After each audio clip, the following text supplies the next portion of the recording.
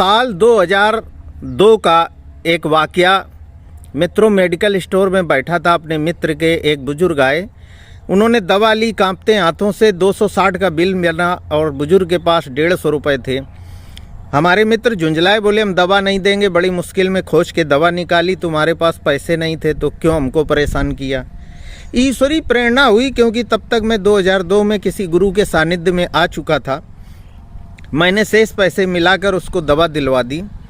बाद में हमने अपने मित्र को समझाया कि दवा तो तुम्हारी 180 रुपये की मूल्य था, सही वास्तविक मूल्य 180 था, 260 की आप बेच रहे थे। अगर दे भी देते तो आपका कोई बहुत बड़ा अमाउंट का नुकसान नहीं था।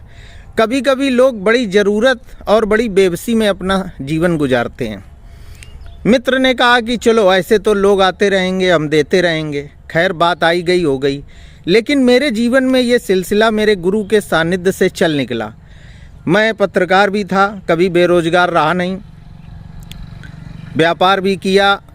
तो जैसे मैं जिला अस्पताल या किसी सरकारी ऑफिस में गया और किसी मजबूर को देखा तो मैंने उसकी मदद कर दी, या 100-200 रुपये दवा में कम है तो मिला दिए।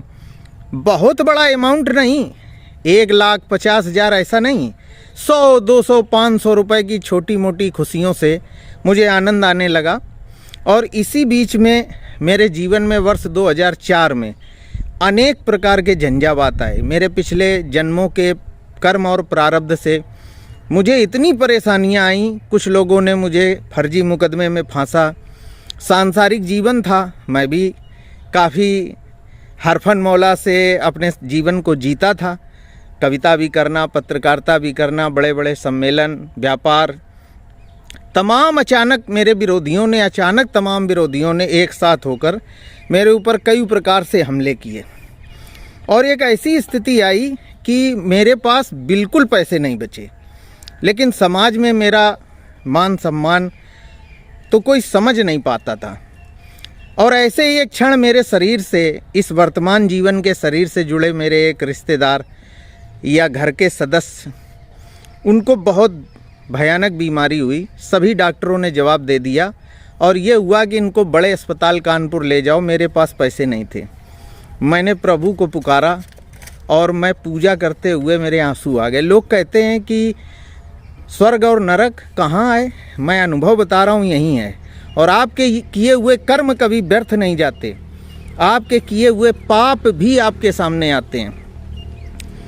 जब तक आप जानोगे नहीं, साधना नहीं करोगे, तब तक उन चीज़ों को आप समझ नहीं पाते हैं। आप अपने धन, वैभव, पद, प्रतिष्ठा की रंगबाजी में जीते चले जा रहे हो। कभी बैठकर सोचते नहीं हो क्या अच्छा किया, क्या बुरा किया, क्या खोया, क्या पाया और आगे क्या होगा।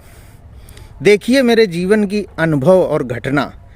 मैं जब रो पड़ा, सुबह मैं बैठा था, अचानक एक ऐसा व्यक्ति आया जिसकी मैंने कुछ साल पहले मदद की थी और जेल जाने से बचाया था। मैं पत्रकार था, वो गलत फंस गया था। वो बोला काफ़ी दिन से आपकी याद आ रही थी, मुझे भगवान ने प्रेरणा दी कि भैया किससे मिलाओ, तो उदास क्यों हो। तो मैंने उसे बताया कि मैं इसलिए उदास हूँ। तो उसने, अरे आपने मेरा एक बार जान बचाई थी, पैसे भी नहीं लिए थे। वो अपनी कार ले आया, उसने मेरे उस शरीर से जुड़े व्यक्ति का कानपुर ले चल के पूरा इलाज कराया। हालांकि कोई बड़ा बजट नहीं था, मुश्किल से 2-4 हज़ार 5 हज़ार में वो ठीक हो गया। लेकिन उस समय मेरे लिए वो रकम बहुत बड़ी थी। और जब वो मेरा काम हुआ, मुझे संतुष्टि मिली, तो 3 दिन बाद मैं पूजा में बैठा। मैंने कहा कि प्रभु, आप सब कुछ जानते हैं और ये संसार चलाने वाला कोई है। अगर मैंने कई लोगों की मदद की और बड़े छोटे अमाउंट की तो आज एक छोटा अमाउंट नहीं था, कल मेरे पास लाखों होंगे, लेकिन आज वो रुपए मेरे लिए करोड़ों के बराबर थे। और 10 की तुम मदद करोगे, 40 की करोगे, उसमें 1 या 2 वापस आएंगे, लेकिन वही उस बुरे वक्त में तुम्हें ईश्वर नजर आएंगे। तो मेरे साथ ये बीता। अब आध्यात्मिक चेतना और बढ़ गई। 2004 से आज 24 है, 20 साल से अनेक प्रयोग, अनेक साधनाएं मैं अकेले में, एकांत में करता रहा। गृहस्थ जीवन में, संसार के जीवन में, और संसार के काम भी करता रहा। बहुत कम लोगों को ये पता था कि विजय शंकर साधक हैं और बहुत आंतरिक चेतना के प्रयोग करते हैं, क्योंकि मैं पढ़ा लिखा तर्कशील आदमी था, जल्दी तो मानता नहीं हूँ। मुझे अगर किसी ने इंद्रजाल, मायाजाल, तंत्र, टोटका कुछ बताया तो मैंने उसका प्रयोग अकेले किया। उसमें अगर असफल हुआ तो ये देखा क्यों असफल हुए, दोबारा किया, तिबारा किया।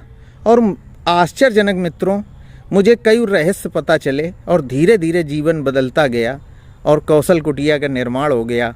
सखा बिहारी आश्रम, मनोकामनी सिद्धपीठ में आज लंबा समय बीत गया अकेले रहते। लोग कहते हैं कैसे रहते हो? मुझे जरा भी भय नहीं लगता, जरा भी दुख नहीं है। प्रसन्न हूँ, मस्त हूँ, ईश्वर की शरण में हूँ और प्रतिदिन कुछ न कुछ नई चीज़ खोजता हूँ। और जब सफल हो जाता हूँ तभी अपने शिष्यों को बताता हूँ। ये मेरा एक अनुभव था। सभी से कहना है कि जीवन में कभी छोटी मोटी ज़रूरत किसी की फंस जाए तो अपनी भाग दौड़ की ज़िंदगी में और अपनी घमंड भरी ज़िंदगी में थोड़ा धन, थोड़ा समय उस सामने वाले व्यक्ति को दे के देखना। जीवन में जब फंसोगे वही काम आएगा। और ये अनुभूत है, किसी किताब में पढ़ के नहीं बता रहा हूँ। जय श्री राधे।